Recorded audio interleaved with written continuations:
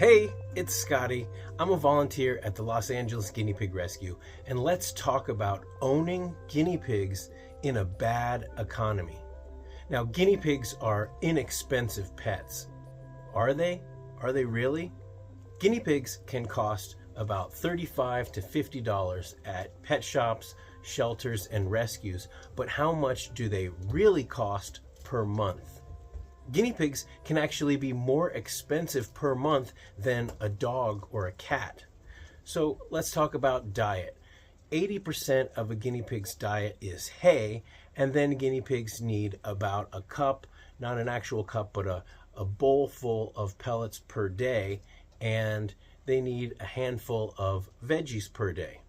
They also need fresh or filtered water, and don't forget about possible vet bills. So while guinea pigs may be inexpensive to buy, a lot of their monthly costs, their food costs, not to mention setting up an adequate cage and all the things that go with it, bedding and that kind of stuff, it can really add up. So let's get into it. So before you even get your piggies, you probably want to set up an enclosure for them. Now, you can find guinea pig cages at the pet stores, which are really no more than glorified carriers. And these can be anywhere from $40 or $50 all the way up to $100. The wire mesh cages that have the plastic bottoms, those actually make really great carriers, but other than that, they are simply not adequate for piggies living in them.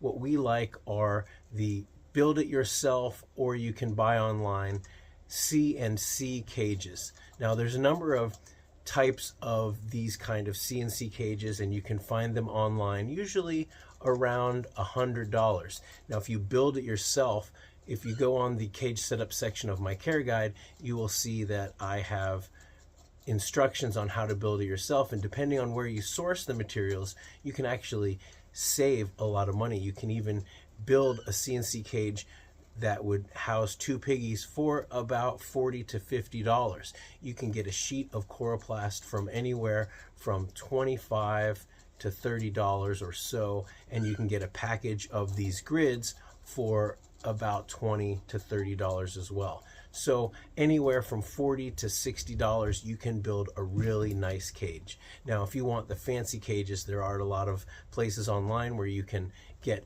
different color coroplast. You can get different types of grids. They make acrylic clear grids. They make all sorts of different fancy cage habitats.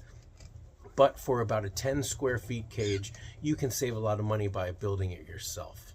Now let's quickly talk about bedding.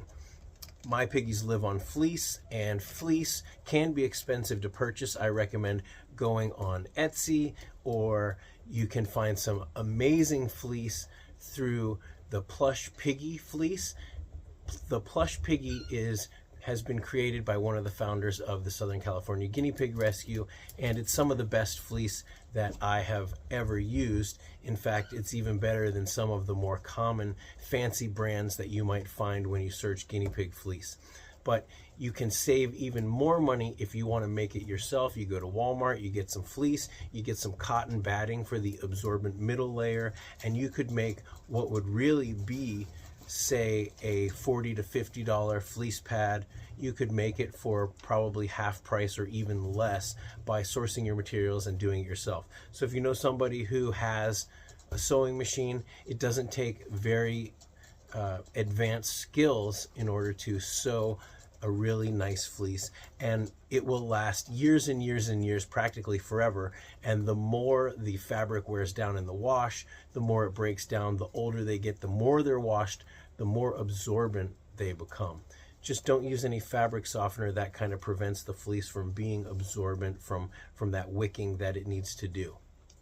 Another bedding option would be wood shavings. The only ones that I can really recommend are kiln-dried pine and aspen wood shavings, and I've got a number of videos in the cage setup section about the merits of those. But if you don't feel comfortable with kiln-dried pine, even though it has proven safe, the Los Angeles Guinea Pig Rescue has been using it for decades, and our piggies do just fine. but aspen is another option. It's not as soft. It may be a little bit more expensive than kiln dried pine, but people love it. It smells really good, and it is a very safe option. Those are the only two wood shavings for bedding that I would recommend.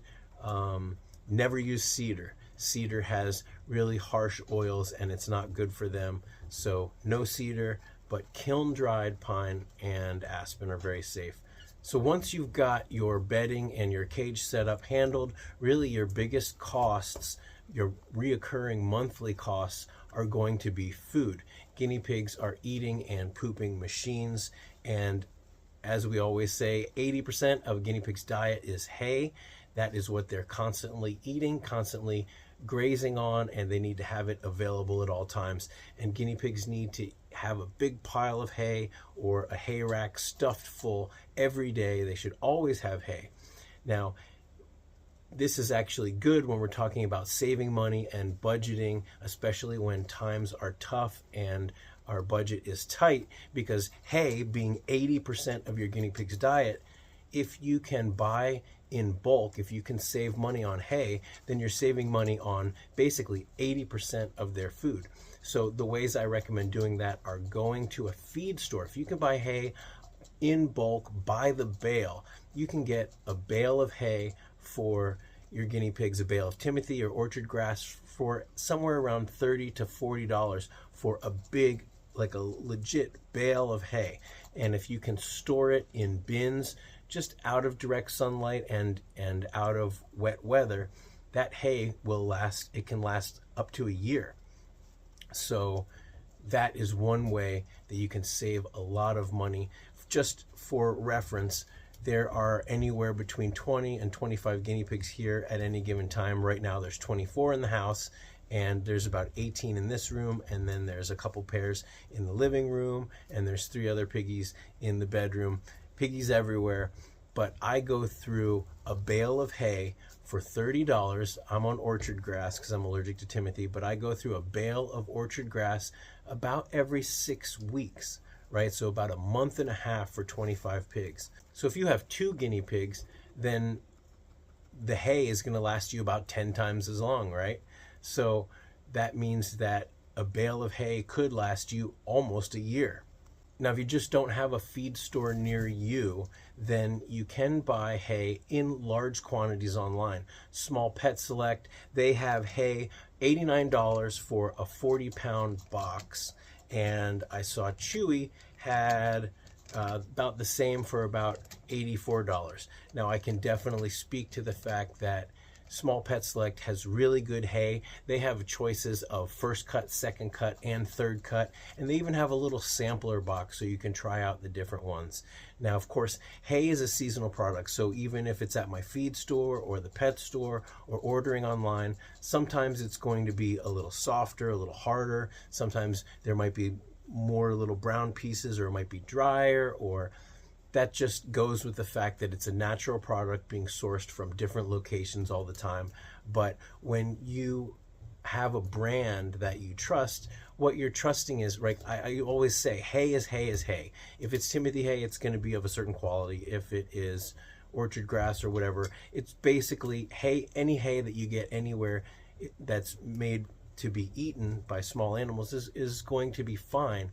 But when you get to know a certain brand, you can usually assume that they have a standard of quality. That's why I love Small Pet Select, because their standard of quality is very good, and I know that I can trust them. And they also have really good customer service. So if you do have a bad experience with something, you can reach out to them and they will take care of it. Now, when it comes to pellets, luckily, as we said, the remainder of that 80%. Now, when it comes to pellets, we're talking about only a little bowl a day. Some people say, oh, a half a cup, a quarter of a cup, an eighth of a cup. I just get a little ceramic bowl and I fill it up. And that's pretty much, my piggies get 1 bowl a day. If it's the end of the day and they have emptied it out and actually eaten it, then maybe I'll give them a little bit more. I don't worry about my piggies being too fat, and neither should you. We talk about that a lot. If your guinea pig puts on 10, 20, even 100 extra grams, that can really be a saving grace in an illness or in an emergency. So don't worry about your piggies getting too big. If you have a proper cage and they have enough room for exercise and you're giving them the proper diet, they're not going to get overweight. Don't worry about that. But when it comes to pellets, we're talking only a bowl a day. So you shouldn't be spending a crazy amount of money per month on pellets, because that bag, that 5, 10, 20-pound bag of pellets should last you quite a while. Unless you have 25 pigs like me, then you're going to be spending a significant amount, because even one bowl a day with all these bowls, that's can add up. But this is my joy, this is my pleasure to take care of these guys, and when there are piggies in need, I am happy to be able to take care of them. So thank you to all my patrons and channel members and everyone who comments and likes and has subscribed, because you're allowing me to take care of these piggies, to take care of piggies that have found themselves in horrible situations, and I'm really grateful to be able to do that. But for those of you out there who just have 2, 3, 4 piggies, you're not going to go broke giving them good high quality pellets. And remember, if you use a discount code or a discount link, you can save a lot of money. For example, I've got a 15% off discount link in the description here. It's also on my website for Small Pet Select. So if you were to buy a 40 or 50 pound bag of pellets, then you could save 15% on that, and that's enough pellets that could last you many, many, many months, and you're going to save a lot of money if you buy in bulk at one time. Now, when it comes to veggies, that's probably where I spend the most money on my piggies. For example, one bag of romaine lettuce heads can cost about $3 to $4. And that usually, if everybody gets one leaf, that's enough for them. But right now, green peppers are about 60 to 85 cents a green pepper, and 6 of them cut into 4 pieces, everyone getting a quarter of a green pepper, right? 6 times 4 is 24. So if I get 6 green peppers, that costs about $5. So if I get little bunches of cilantro, same thing. There's usually 2 bunches. I might get 10 bunches, and they might even be 99 cents or $1. So I could spend anywhere from $5 to $10 a day on these piggies, and that can really, really add up. But again, like I said, I've got 24 piggies here that I'm feeding, and so if you're only feeding 2 piggies, then you're going to spend a lot less. You might not even go through a whole head of romaine. You might only need to get 1 pepper and split it up between your piggies. So then it's a lot less. And another thing to think about is what veggies last longer in the fridge and what goes bad. You want to make sure that your veggies are not going bad. So you don't want to buy too much and have it go bad and have to throw it away.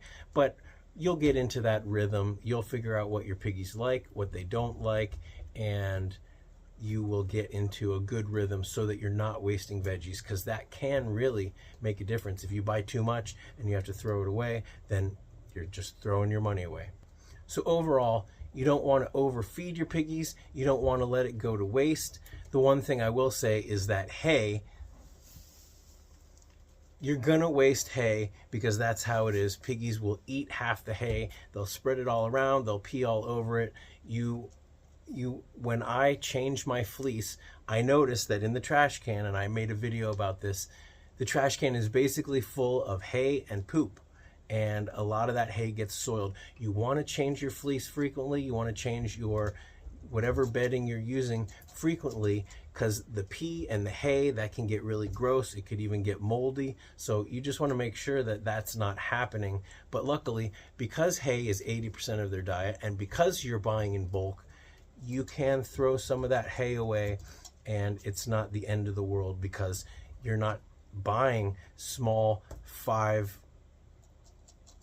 you're not buying these small bags of hay that have hardly any hay in them for $10 to $20. Get hay in bulk, and you can make it rain hay. So let's talk about vet bills. Now, we always hope that our guinea pigs are never going to be sick, but the reality is from time to time, guinea pigs get sick, and the sooner you catch that illness, the cheaper it will be, and obviously the quicker and easier it will be for your piggies to recover. And you don't want to ignore it, because we love our piggies. We don't want them feeling bad. We want them feeling great. We want to love them. We want to give them a nice, safe, happy, and healthy home. So learning about common illnesses and getting those illnesses treated early is going to make a huge difference, not only on their well-being, but also on your budget. So that's just a reality. From time to time, you will need to go to the vet. Now, the fact is, not all vets are equal. Some vets are actually more affordable than others for some reason, and it has nothing to do with skill or experience. So I recommend check out my worldwide vet list on my website and call around different vets, ask how much a checkup appointment is. You might even ask about how much a different potential surgery would cost. Some vets do certain procedures and some vets don't. A good barometer would be a checkup and, say, an x-ray. Ask them, how much do they charge for 2 x-rays? You would find that maybe some people charge less than $200 and some people charge way more. But you'd be surprised, if you're new to guinea pigs, that guinea pig vet bills can often be much more expensive than dogs and cats. And why is that? I think it's for 2 reasons. Number one, there's not as many guinea pig vets as there are dog and cat vets. Pretty much most vets are going to see dogs and cats. That's just the way it is. But not all vets will see guinea pigs. In fact, in the LA area where I live, I would say maybe only 1 out of 10, maybe even less, vets actually see guinea pigs. And it's probably even a smaller fraction that know much about guinea pigs.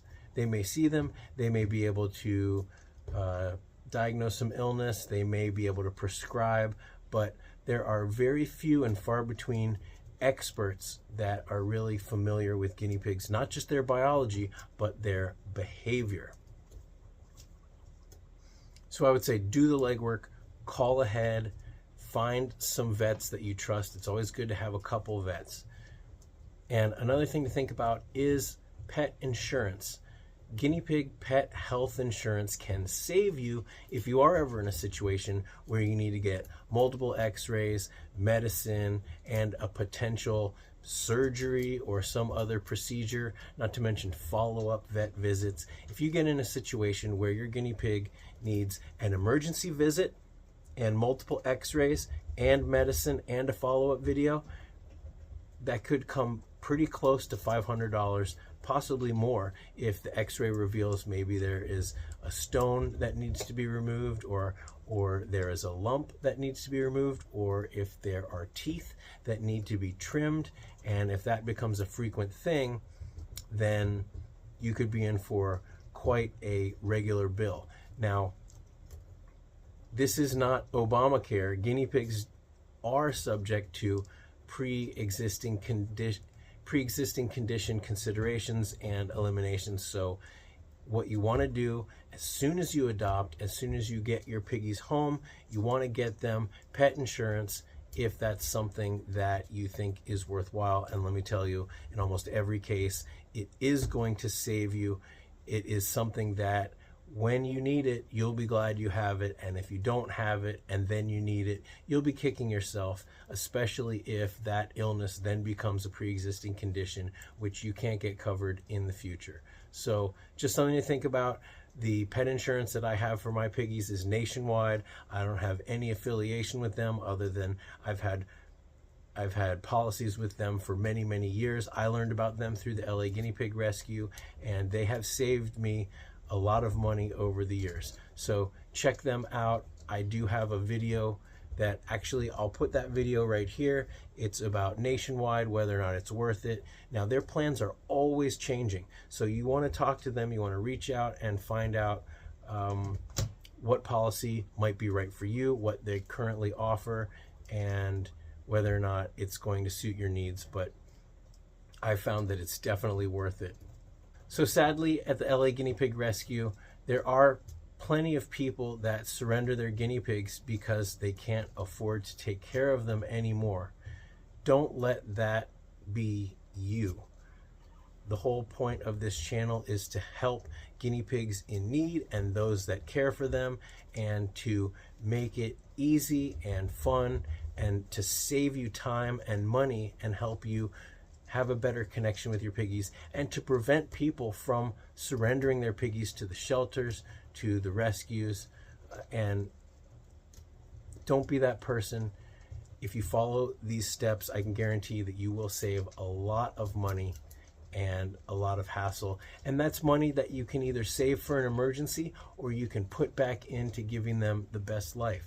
You can maybe upgrade the cage, or you can get them some more expensive veggies, or you can, I don't know, you could buy a t-shirt from my Etsy shop. So I really hope that this video helps you save money on taking care of your piggies. This has been a long running theme on the channel. So if you have any ideas or comments about how to save money, or if some of these tips that we've shared in previous videos have helped you, or if some of these suggestions in this video have helped you that you've already put into place, let us know in the comments. That will really help all of us going forward to learn from each other and to be better piggy parents. All right, until next time, thanks for watching.